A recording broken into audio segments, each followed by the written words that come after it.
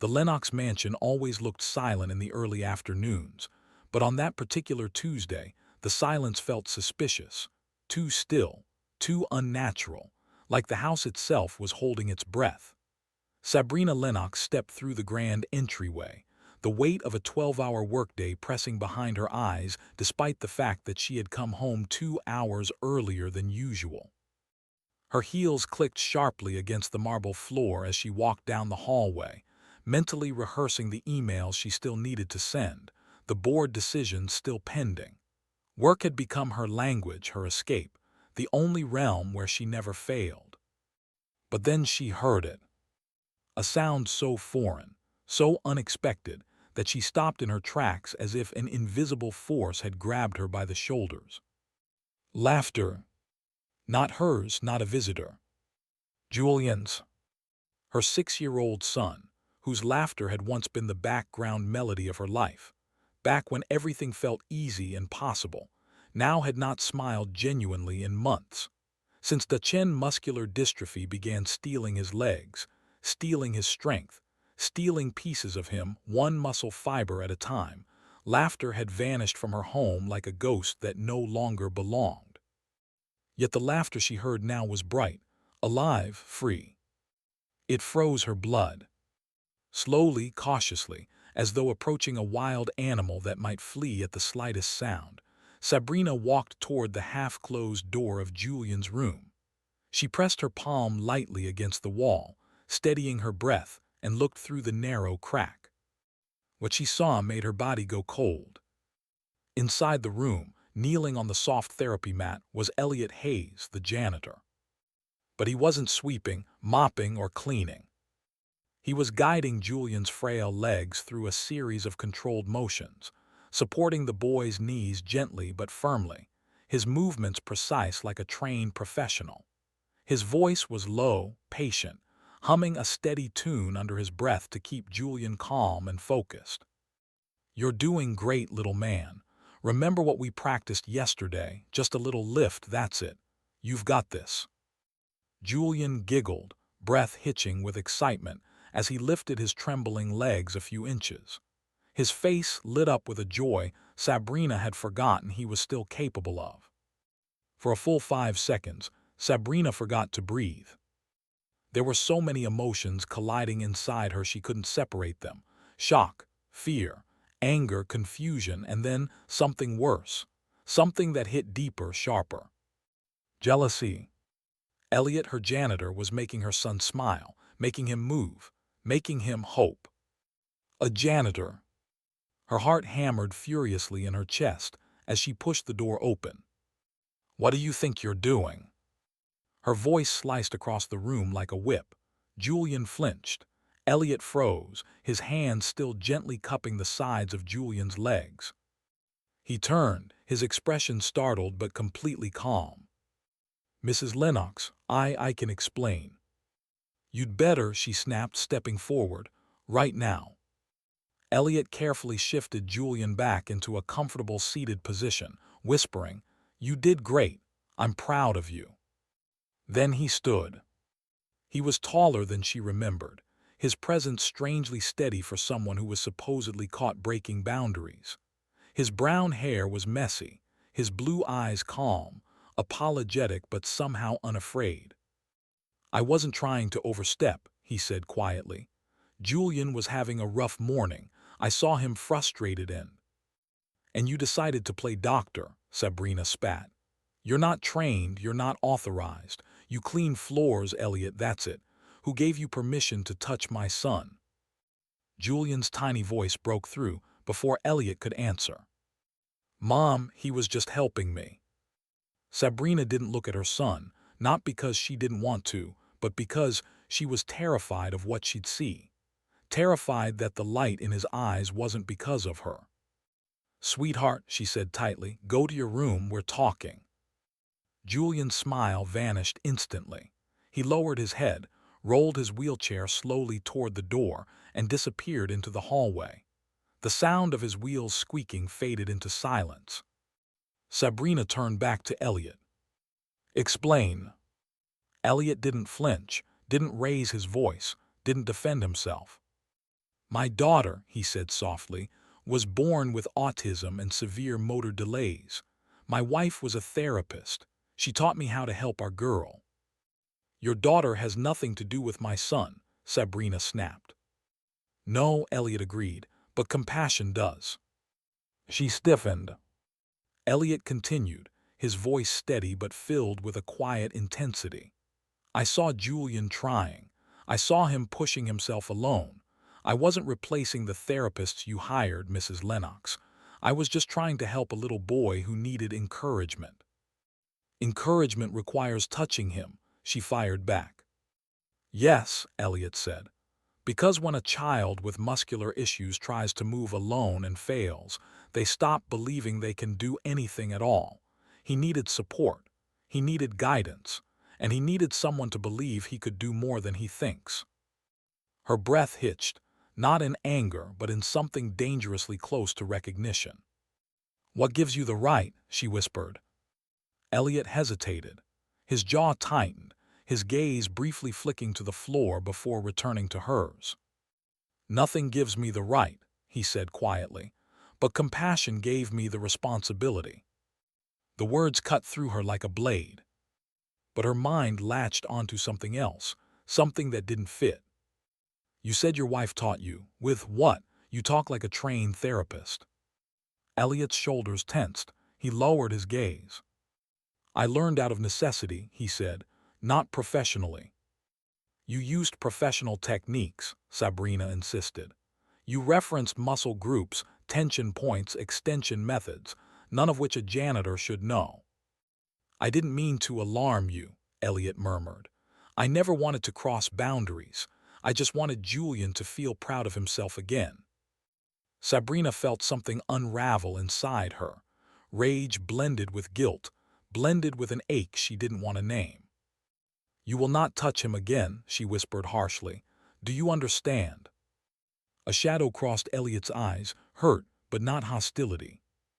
Yes, ma'am, he said quietly, if that's what you want. But even then, something was off. His tone wasn't defensive.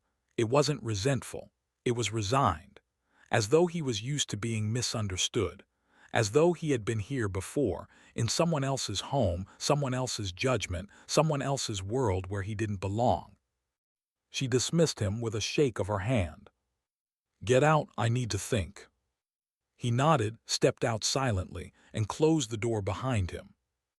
When he was gone, the room felt colder, emptier, as though the warmth he carried with him had left with his shadow. And for the first time in a very long time, Sabrina didn't feel powerful. She felt lost. That night, sleep refused to come. Every time Sabrina closed her eyes, she saw Julian smiling in Elliot's presence. Not forced, not fragile. Radiant. Then she saw Elliot kneeling beside him, guiding him with hands that were too skilled, too steady, too gentle to belong to a man who mopped floors for a living. Who exactly had she hired? Why did he know so much? Why did he hide that knowledge? And what was he really doing with her son? By midnight, she had a decision.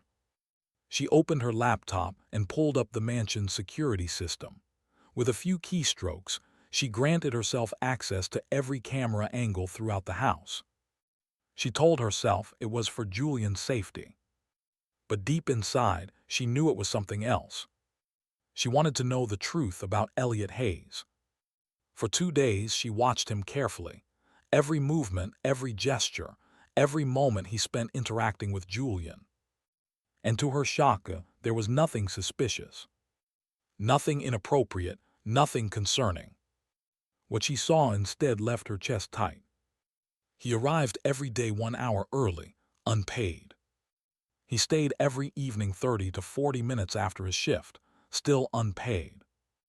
On weekends, he returned voluntarily, helping Julian practice balance exercises with makeshift tools he crafted from household items.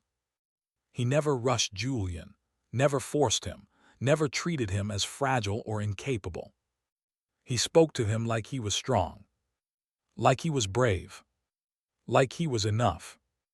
Sabrina couldn't remember the last time she had talked to her son that way. But the thing that unsettled her the most wasn't the way Elliot acted. It was the way Julian looked at him. With trust, with excitement, with hope. The realization stung like acid. Her son trusted a stranger more than his own mother. And maybe he had every reason to. A week later, Sabrina found a small black notebook tucked behind Julian's therapy equipment.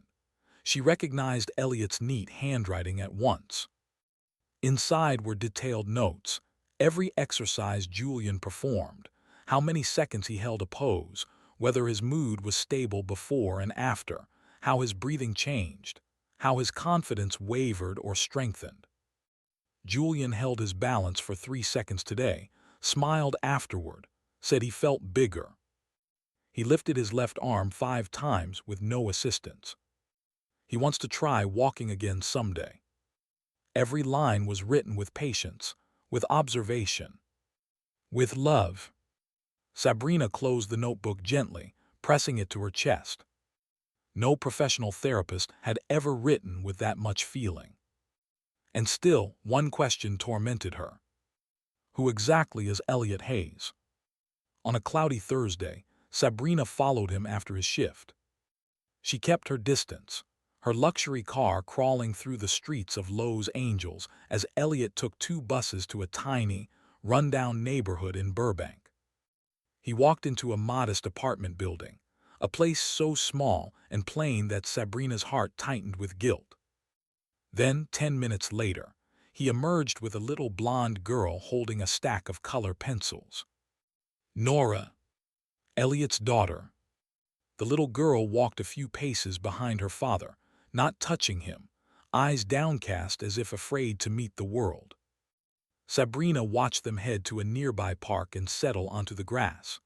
Nora instantly began drawing, her small shoulders tense, her fingers fluttering over the paper. Elliot didn't push her, didn't pressure her. He spoke quietly. "That's a lovely shade of blue, sweetheart.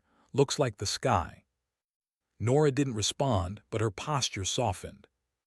A little boy approached her, curious about her drawing. Nora immediately pulled her paper close to her chest, panic flashing in her eyes. "Hey, hey," Elliot said softly, placing a hand on her shoulder. "It's okay.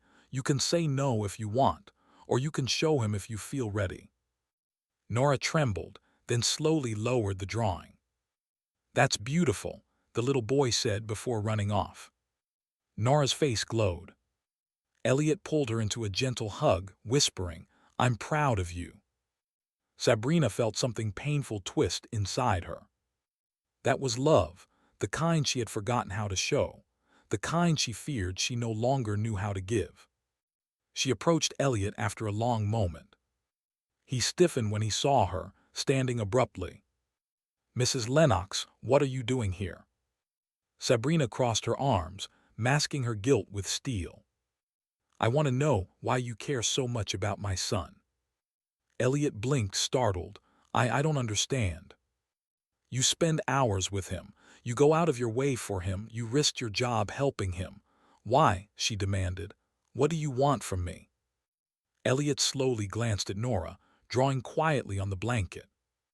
"My daughter," he said softly, "isn't just my child, she's my purpose." Sabrina's brows knit. "What does that have to do with Julian?" "Everything," he whispered. "Because when I look at Julian, I see Nora, I see Alina, I see every child who was told they wouldn't make it." Her heart stuttered. "Are you accusing me of giving up on my son?" "No," Elliot said immediately. "But I think you're afraid to hope, and Julian needs someone who is." For the first time in years, Sabrina had no words. Because he was right. Brutally right. Before she could respond, Nora tugged on Elliot's sleeve, holding up her drawing. "That's you," she whispered, "and me, and Mommy in heaven." Elliot froze, tears filling his eyes as he pulled Nora close. Sabrina looked away, giving them privacy. And in that moment, she finally understood something she should have realized all along. Elliot wasn't helping Julian, because he wanted something. He was helping Julian because he couldn't stop himself, because he had lived too much pain, because he had healed through love, and that love had nowhere else to go.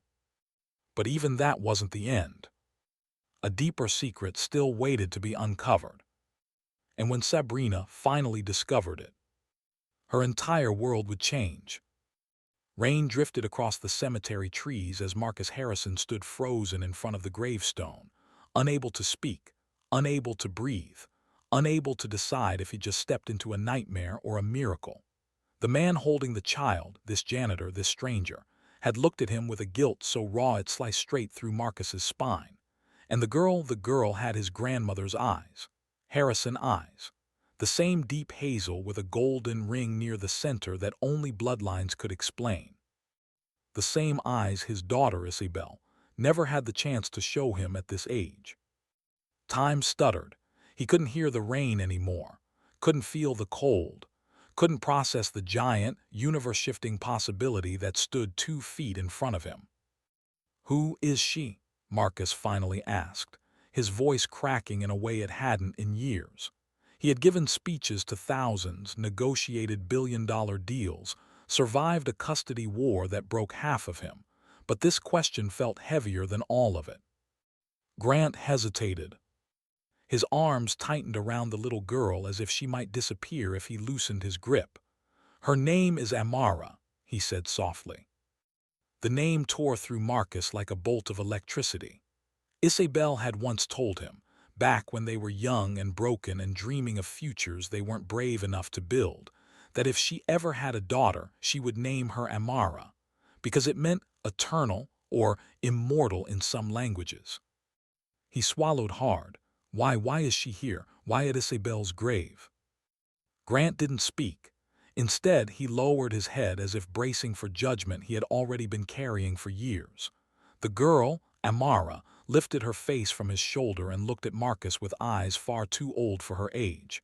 There was no fear, no confusion, just a quiet curiosity as if she somehow understood more than anyone realized. Marcus dropped to one knee instinctively, unsure if he was even allowed to, unsure if the universe was mocking him or giving him something back. "Hi," he whispered, voice trembling. "I'm Marcus." Amara blinked at him, then whispered back, "Mama talked about you." It felt like someone had punched Marcus straight in the chest. He tried to speak, but no sound came, not even breath. Grant stepped forward. "We should go inside, the rain's getting heavier." Marcus nodded slowly, his thoughts swirling in 10 directions at once. He led them toward the small stone shelter near the cemetery entrance. The sound of the rain softened inside the structure, and for a moment, the world reduced itself to 3 people. One billionaire whose heart had been ripped open, one janitor holding secrets in both hands, and one child clutching a thread of truth that could destroy or restore everything. "Tell me," Marcus said finally, his voice firmer now, "everything." Grant exhaled shakily. The weight of years seemed to sit on his shoulders. "I didn't plan to be here today," he started. "But every year on this date, something pulls me to this place, like I owe it to her." Marcus's jaw tightened. "Oh, what?" Grant hesitated, and in that hesitation was a confession Marcus already feared. "She was my friend," Grant said, "before she died." Marcus felt something twist inside him. Friend, how, when? Grant looked down at the little girl in his arms, brushed her hair back gently, then set her down. Amara moved only a few steps away and sat cross-legged, humming softly as she traced patterns on the stone floor with her finger, completely unbothered, as if she had done this 100 times. "Isabel worked at the women's shelter downtown," Grant said. "I volunteered there whenever I could. We talked, a lot. She was going through things she didn't tell many people." Marcus's pulse thudded in his ears. "She never told me she was pregnant," Grant continued. "Not once. She never asked for help, she never mentioned the father. But I started noticing changes, and before I could say anything, she disappeared. Then one day, 6 months later, she showed up at my doorstep with Amara, wrapped in a blanket, shaking like she had seen death.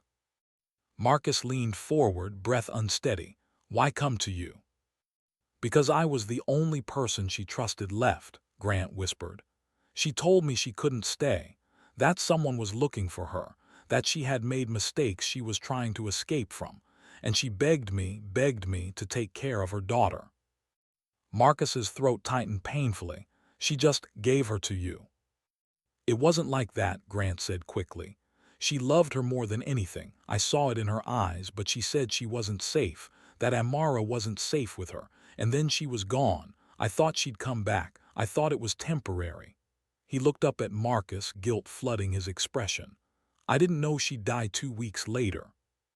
The rain outside roared louder, as if echoing Marcus's heartbeat.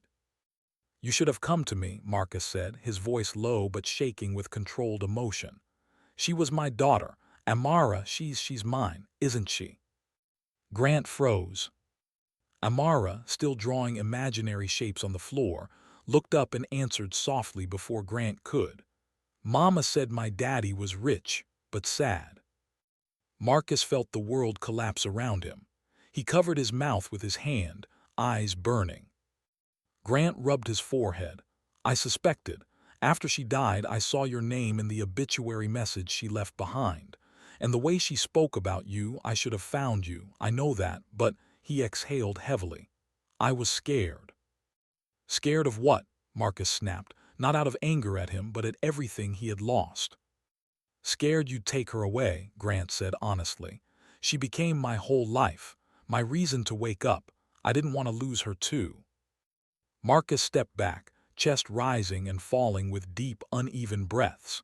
He stared at the child again, the small hands, the quiet humming, the familiar tilt of her smile.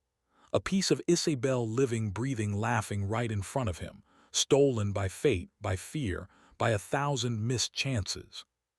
But something else grew within him, something gentler than anger, heavier than grief. He turned to Grant. "You took care of her." Grant's eyes filled. "I tried. With everything I had, I'm not rich. I live in a tiny apartment. I clean gyms to make rent, but she never went hungry. She never slept cold. I gave her everything I could." Marcus nodded slowly. "You kept her alive." Grant's voice cracked. "She saved me more than I saved her." Silence wrapped around them. A soft, painful, necessary silence. Then Marcus knelt again beside Amara. She looked at him with open curiosity, no fear, no hesitation. He reached into his coat pocket and pulled out a small silver locket, Isabel's locket, engraved with the initials she once doodled on his notebooks. "This belonged to your mother," he whispered. "She gave it to me when we were young. I've kept it ever since." Amara stared at it with wide eyes. "Mama wore something like that in her pictures." "It's yours now," he said, placing it gently into her tiny hands. She turned it over, touched the engraving, then whispered, "Thank you." Marcus's vision blurred. He blinked rapidly to steady himself. Grant watched, swallowing hard. What happens now? What do you want to do?" Marcus stood up slowly. He looked at the child, then at the gravestone outside, then back at Grant. The man who carried guilt but also love, the man who stepped up when Marcus never knew he needed to. "What happens now," Marcus said, "is whatever is best for her." Grant frowned slightly, confused. "You're not angry." "I'm angry at the world," Marcus said, "at life, at myself, at what I lost." He looked at Amara softly. "But not at you." Relief washed over Grant like a wave. Marcus took a deep breath. "Come with me, both of you. We'll talk. We'll figure everything out." Grant nodded slowly. "Okay." Marcus extended his hand to Amara. She looked at it for a moment, then slipped her small fingers into his with surprising certainty, as if she had been waiting for that touch her whole life. And in that moment, a billionaire and a janitor stood side by side, connected by a child who carried the past they shared and the future neither had expected. They stepped out into the rain together, not as strangers, not as enemies, but as three souls whose lives had collided in the only place where the dead still whispered, truths the living needed to hear. Amara squeezed Marcus's hand lightly. Mama said you were lonely. Marcus swallowed. I was. But not anymore. He looked down at her with a trembling smile. Not anymore. Together they walked down the stone path, toward a future no one could have predicted, one that would soon test loyalty, love, identity, and forgiveness in ways none of them were ready for. But for now, they walked, and it was enough. The drive back from the cemetery was wrapped in a silence that wasn't uncomfortable, only heavy, like all three of them were carrying pieces of the same puzzle, but hadn't yet figured out how they fit together. Rain washed over the windshield in thick sheets, making the streetlights blur into streaks of gold and white. Marcus drove slowly, both hands on the wheel, but his eyes kept shifting to the rearview mirror where Amara sat buckled between an old stuffed bear and a pink backpack decorated with peeling stickers. She was humming again, softly, tracing circles on the fogged-up window with her finger. Grant sat in the passenger seat, stiff, nervous, unsure if he should speak or stay silent. Marcus could feel the man's tension radiating in waves. "You can relax," Marcus finally said without looking at him. Grant exhaled shakily. "I'm trying." Marcus glanced sideways. "You think I'm going to take her away from you the second we reach my place?" Grant didn't answer, which was answer enough. Marcus sighed. "You've been her father longer than I've even known she existed. I'm not here to erase you." Grant swallowed. I don't know what you want from me." "I want to understand," Marcus said quietly. "Everything I missed, everything she grew up with, everything you've been through." Grant stared out the window, absorbing that. But before he could respond, Amara's voice drifted from the backseat. "Are you both friends now?" Both men froze. Marcus met Grant's eyes. Grant gave a helpless shrug that somehow managed to be both apologetic and amused. Marcus cleared his throat. "We're learning." Amara grinned. "Mama said two good men can make one good world." Marcus blinked hard. Isabel's words, her kind of words. The car rolled to a stop at a red light. Marcus gripped the steering wheel, fighting the rising ache in his chest. "She really talked about me?" he asked softly. Amara nodded. "She said you were sad but brave, and that you loved too big." Marcus had spent years building walls around himself. Money, work, silence. But a 6-year-old girl had just cut through all of it with one sentence. The light turned green. 10 minutes later, they pulled into the gated driveway of his home, a large modern estate framed by stone, glass, and soft garden lights. Water cascaded gently along a built-in fountain wall. Everything about the place screamed wealth, stability, power. Grant stared out the window, awestruck. This is where you live." Marcus almost apologized. "Yeah." Amara pressed her palms to the window. "It looks like the princess houses I see on TV." Marcus smiled faintly. "You like it?" She nodded vigorously. Grant whispered under his breath, "My entire apartment could fit inside your kitchen." Marcus didn't joke back. Part of him felt guilty, another thing to process later. He parked the car and stepped out, opening the back door for Amara. Her eyes darted everywhere as she took in the tall trees, flower beds, glowing path lights. Grant hovered protectively at her side as she held onto her backpack straps. Inside, the house was warm, softly lit, filled with polished wood, warm rugs, and framed memories. Photos of Isabel as a child, smiling in pigtails, filled one wall. Grant stopped instantly. Amara looked up at the portraits, wide-eyed. "It's Mama." Marcus stiffened. "Yes." She stepped closer, her small hand reaching up toward a photo of Isabel at 10 years old. Her smile in the frame was wide and bright, the same spark Amara carried. "She was beautiful," Amara whispered. Grant gently squeezed her shoulder. "Just like you." Marcus cleared his throat. There's something in the kitchen if you're hungry. Cook prepared lunch earlier. Amara perked up. Is there pasta? Marcus smirked softly. There can be. She ran ahead, backpack bouncing. Grant followed slowly and Marcus walked beside him. In the kitchen, within minutes, warm bowls of creamy pasta were served. Amara ate happily, swinging her legs beneath the tall chair. Grant ate quietly. Marcus barely touched his food, too busy staring at the little girl who unknowingly filled the house with a life it hadn't felt in years. "Where do you work?" Marcus finally asked Grant. "City gym," he replied. "Part-time janitor, and I take shifts at the community center fixing equipment. Nothing fancy." "You take care of her alone?" Grant nodded. "She's my whole world. I'd clean 10 more floors if it meant keeping her safe." Marcus respected that more than he expected. "You said Isabel told you she wasn't safe," Marcus started. "Did she ever say who she was running from?" Grant shook his head slowly. "No names, just something about people she shouldn't have trusted, something she saw, something she tried to walk away from." Marcus frowned deeply. "Isabel never told me any of that." "People change," Grant whispered. "Pain changes them more." Amara suddenly poked her head up from her plate. "Mama said some people want shiny things and don't care who they hurt."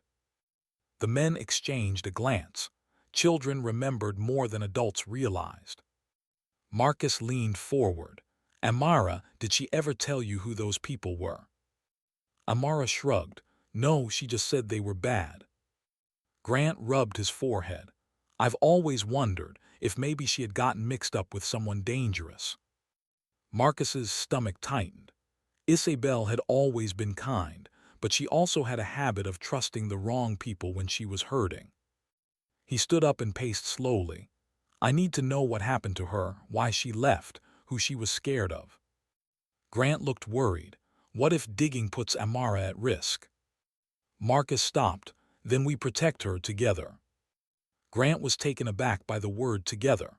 Marcus couldn't tell if the man was relieved or terrified. Before either could say more, Amara hopped down from her chair. "Can I see the big backyard?" Marcus nodded. "Of course." She walked out and both men followed. The backyard opened into a massive garden, a small pond with koi fish, and a wooden gazebo wrapped in ivy. Amara gasped and ran toward the pond, kneeling to watch the fish. "She deserves a life she never has to run from," Marcus said quietly beside Grant. Grant nodded. "She deserves a life her mother would be proud of." Marcus looked at him. "You're not losing her." Grant blinked rapidly. "What?" "You heard me," Marcus said. "I'm not taking her away from you. I don't want to. I want to be in her life, but I won't destroy yours to do that." Grant swallowed back emotion he clearly fought to hide. "Why? You're a billionaire. You could take custody instantly." Marcus stared at Amara. "Because money doesn't make me a father, showing up does, and you've done that for 6 years." Grant wiped a hand over his face, overwhelmed. Amara turned around suddenly. "Are you both coming to see the fish?" Marcus smiled. "We're coming." They joined her by the pond. She pointed excitedly to the orange and white koi gliding beneath the water's surface. "This one looks like a marshmallow," she giggled. "That's exactly what we should name it," Marcus said. Her eyes sparkled. "Really?" "Really?" Grant chuckled softly. "She names everything after food." Marcus knelt beside her, watching her reflection in the water. "Amara," he began, "do you know who I am to you?" She looked at him thoughtfully. "Mama said you were someone she loved once, and someone who would love me if he ever found me." Marcus's eyes burned. "Yes," he whispered, "I do." She touched his cheek gently, the way children do when they have no concept of boundaries, only truth. "Then you're my daddy." The world stopped. Grant slowly exhaled behind them. Marcus didn't move, didn't breathe, didn't blink. He finally wrapped his arms around her, holding her close, trembling as 6 years of lost moments washed over him. "Yeah," he whispered into her hair, "I'm your daddy." She hugged him tightly. "I knew it." Grant turned away, giving them a moment, wiping his face silently. Minutes passed. Later, inside the house again, after Amara had run upstairs to explore the playroom Marcus had built years ago for a child who never came, Grant approached him. "There's something I haven't told you," he said quietly. Marcus's stomach dropped. "What is it?" Grant looked up, eyes haunted. "The night Isabel left Amara with me, someone was following her." Marcus froze. Grant's voice lowered to a whisper. "And I think they know Amara is still alive." Grant's words hung in the room like a blade hovering over both of them.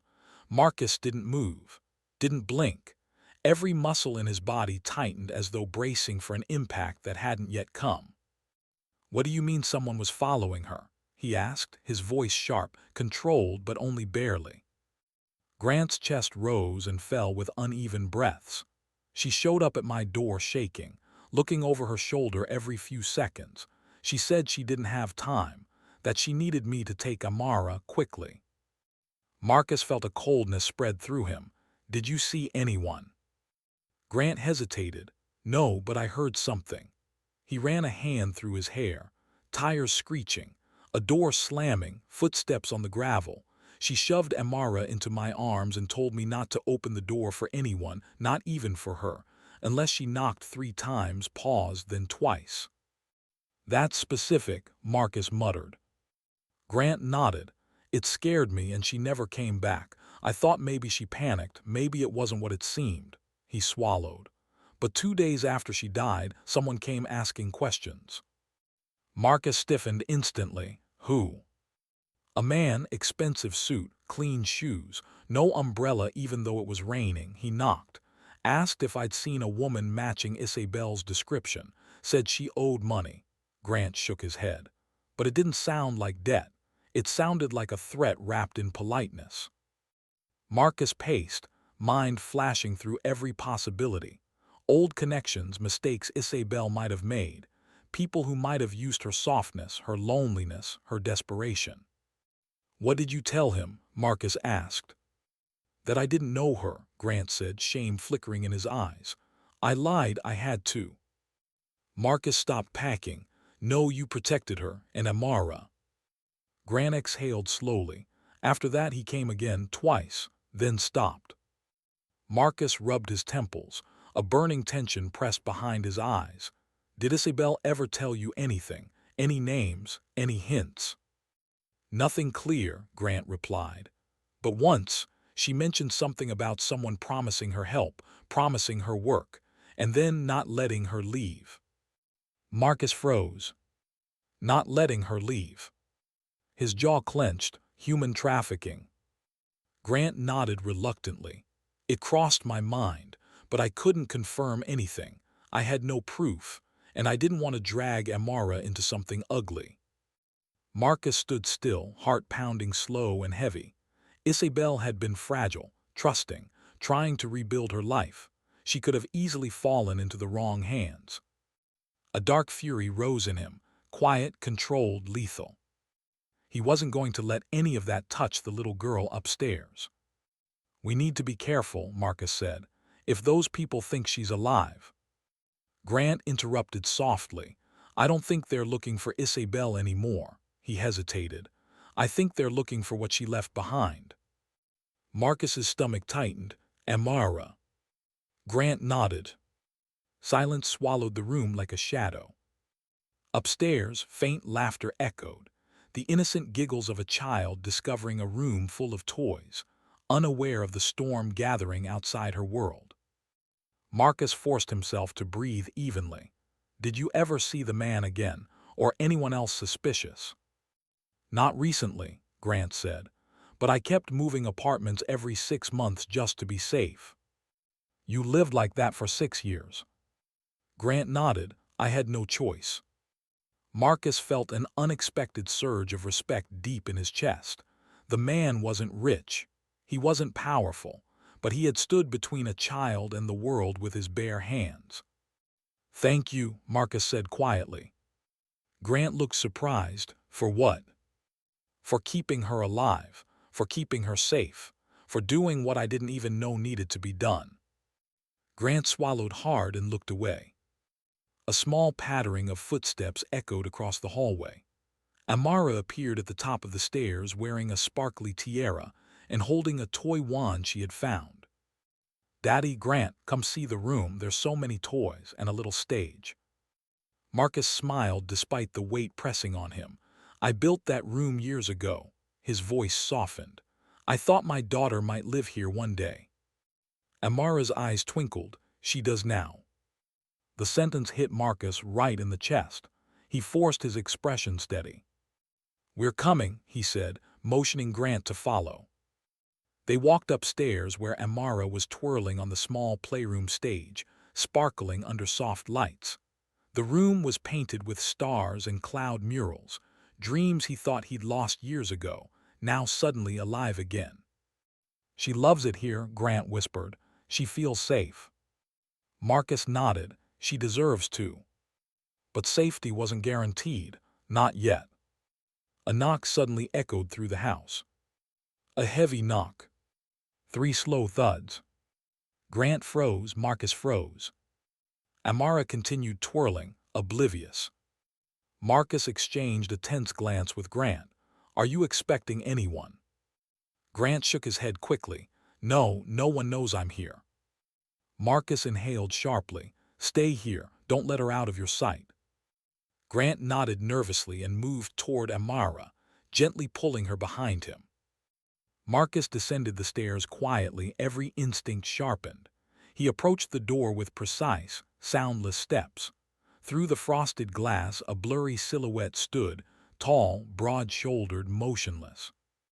Marcus reached the door keypad and disabled the automatic open function. Then he cracked the door an inch, keeping the chain lock in place. "Can I help you?" Marcus asked calmly. A deep, controlled voice answered, "Mr. Harrison." Marcus didn't open the door further. "Who's asking?" The man shifted slightly in the rain, just enough for Marcus to see the edge of a federal ID badge, authentic-looking, wet from the shower, but not clear enough to trust. "Agent Keller," the man said. "I'm with the Investigations Bureau. I need to speak with you about Isabel Harrison." Marcus's jaw locked. "My daughter died 6 years ago." "That's exactly why I'm here," the man responded. Marcus narrowed his eyes. "This is not a good time." "It's urgent," the agent insisted, "and it concerns a child." A cold wave rushed through Marcus's body. He kept his expression stone still. "What child?" A pause. Then, "The one Isabel left behind." Marcus's heartbeat thundered. "I don't know what you're talking about." "I think you do," the agent said quietly, "and we need to ensure her safety." Marcus tightened his grip on the door. "Why?" The agent stepped closer, face still blurred behind the frosted glass. "Because the people who were after Isabel never stopped looking." Marcus's spine stiffened. "They know the girl exists," the agent said, "and they believe she's still alive." Marcus's blood turned to ice. He forced his voice steady.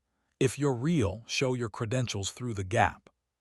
The man complied, sliding the badge forward. Marcus inspected it carefully. Federal seal, hologram, magnetic strip. It looked legitimate, too legitimate. But that didn't mean he trusted him. "Why come now?" Marcus asked.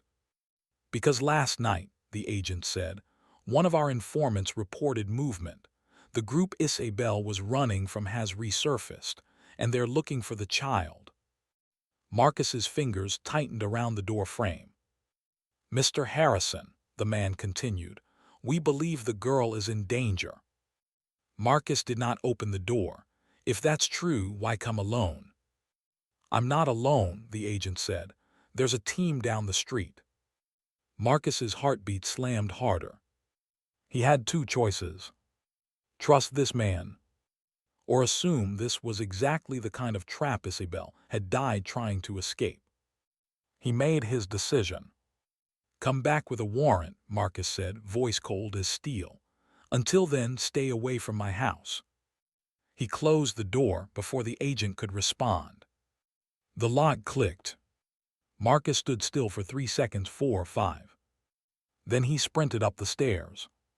Grant's face was pale as he approached. "Who was it?" "Someone asking about her," Marcus said. "Someone who knew too much." Grant's breath hitched. "Marcus, what do we do?"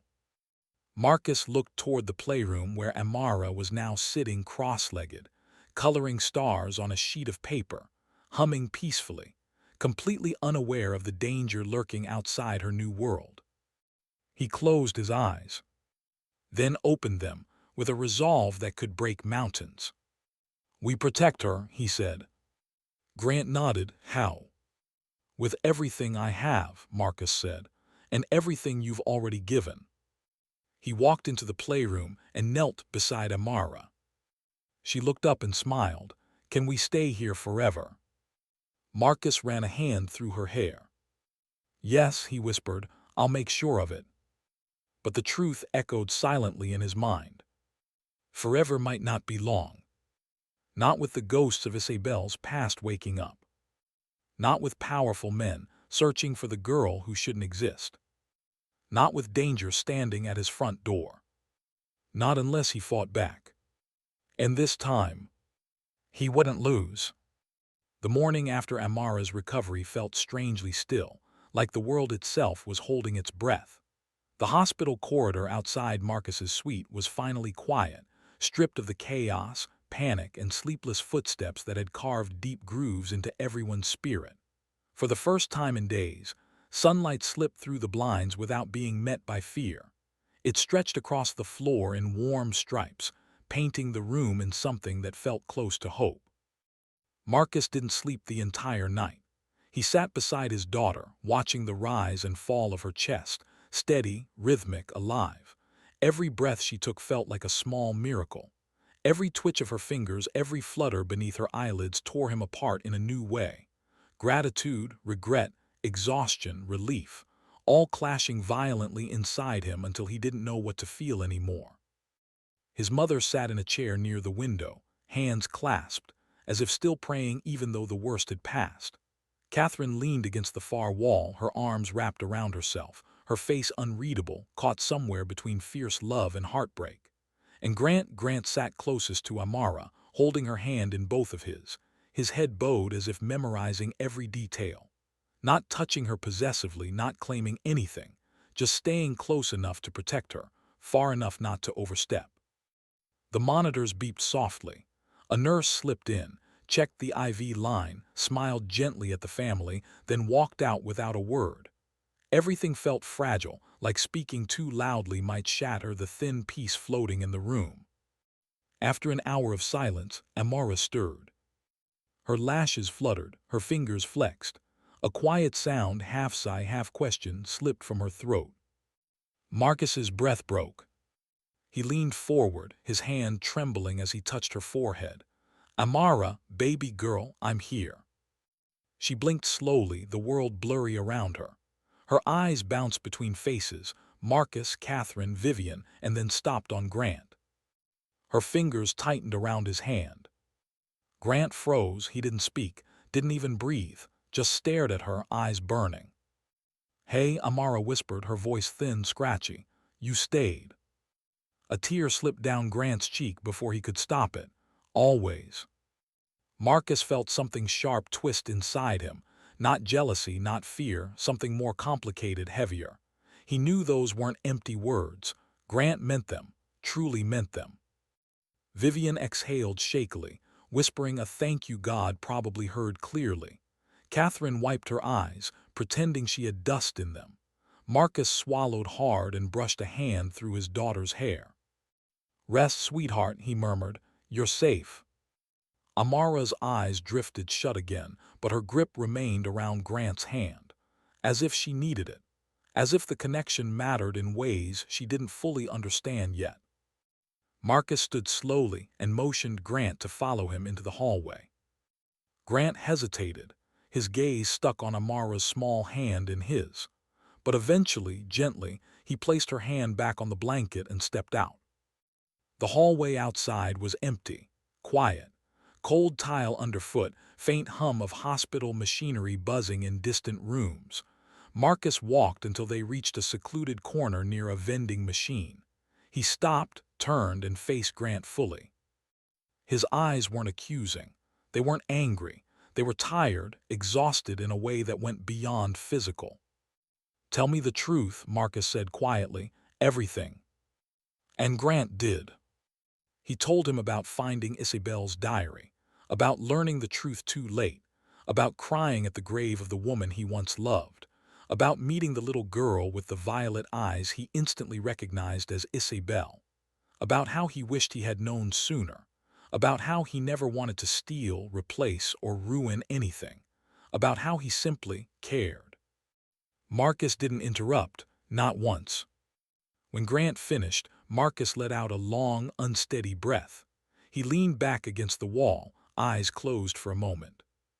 "You loved her," Marcus said softly. Grant nodded. "I did." "And you care about Amara?"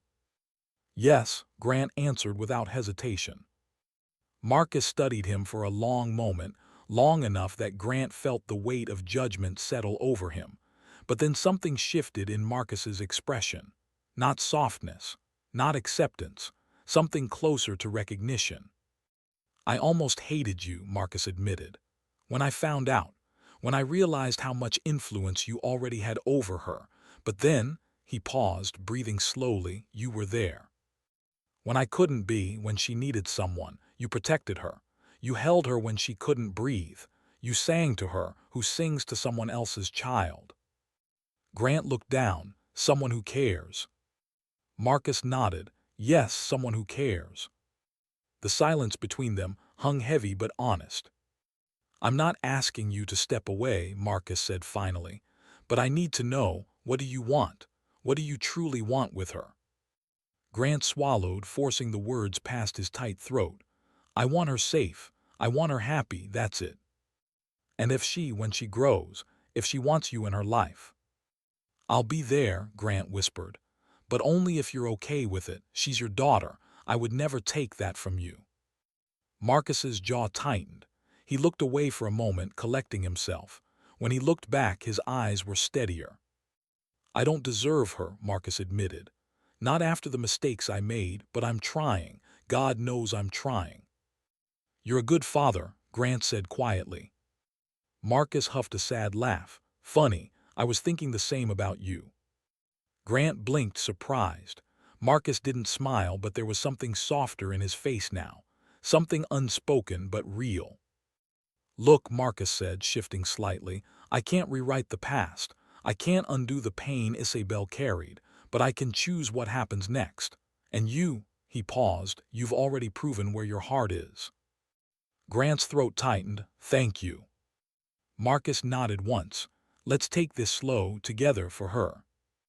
Grant felt his chest loosen, as if a weight he'd carried for years finally cracked open. "Okay," he whispered. They walked back to the room together. Inside, Amara was awake again, slightly more alert this time. Her fingers played weakly with the hospital bracelet, her small face scrunched in frustration. Catherine rushed to her side, guiding her to sip water. Vivian stroked her hair, whispering something soothing. Amara looked around until she saw them, Marcus and Grant, and a small smile tugged at her lips. "You came back," she said softly. Marcus knelt beside her. "Always." Grant stood behind him, not wanting to intrude, but she reached a hand out toward him anyway. "Come," she murmured. Grant did. 2 days later, they were allowed to take her home. The return to Marcus's mansion was surreal. The staff lined the hallway, trying not to cry. Vivian held Amara's hand as they walked in, while Catherine carefully carried the bag of medications and instructions. Grant stayed a step behind, unsure of where he belonged in this large, gilded world, but unwilling to leave unless someone told him to. Marcus never told him to. Amara's playroom was filled with soft blankets and pillows to help her recover comfortably. A doctor came twice a day. A chef prepared only what the nutritionist allowed. A therapist stopped by to help her process the trauma. But despite all the expensive care, the thing that helped her the most was simple. People. Vivian telling stories from Marcus's childhood that embarrassed him. Catherine bringing handmade cards and gentle laughter. Marcus reading to her every night until she fell asleep in his arms. And Grant quiet steady, always nearby, drawing her flowers, braiding her hair, humming the same tune he sang in the hospital. Days passed, then weeks. Her strength returned slowly. Her smile came back piece by piece, fragile at first, then gradually brighter. And somewhere in that healing an unlikely bond grew, not forced, not planned, between Marcus and Grant. Sometimes they cooked together for her. Sometimes they argued over which bedtime story was better. Sometimes they sat in silence, watching her sleep, two men tied to the same child through very different pieces of the past. One night, after everyone else had gone to sleep, Marcus walked into the study and found Grant standing in front of Isabel's portrait. He didn't speak at first, didn't move. Marcus stepped beside him. "She would have forgiven me," he said softly, "but I don't know if I'll ever forgive myself." Grant looked at him, not with judgment but understanding. "Then keep choosing better, every day." Marcus nodded slowly. "What about you?" Marcus asked. "What will you do now?" Grant exhaled. "I don't know. I don't want to disappear from her life, but I also don't want to overstep." "You are." Grant looked surprised. Marcus placed a hand on his shoulder. "Stay, as her guardian, her protector, her family." That word hit Grant harder than anything else ever had. "Family." He nodded, swallowing emotion he couldn't voice. Months later, when Amara finally returned to school, she held Marcus's hand on the left and Grant's on the right. Her steps were steady. Her smile was bright. She felt protected from both sides in a way she had never known before. And somewhere in the space between those two men walking beside her, between love and regret, loss and redemption, a new kind of family quietly formed. Not perfect, not traditional, but chosen. Built through grief, rebuilt through love. The kind of family Isabel would have blessed with her whole heart. And as they walked down the school hallway, sunlight pouring through the windows, Amara squeezed both their hands at once and whispered, "My dad's." Marcus froze. Grant inhaled sharply. Neither corrected her. Neither wanted to. Because in that moment, in that tiny voice full of innocence and truth, she had said something that finally made sense of everything they had endured. They weren't rivals. They weren't replacements. They were two men who loved the same woman, the same child, and now, strangely, impossibly, were bound by something deeper than blood. She tugged their hands, pulling them forward. "Come on," she laughed, "don't be slow." And as they followed her into the blinding bright future ahead, neither man realized they were smiling in the exact same way.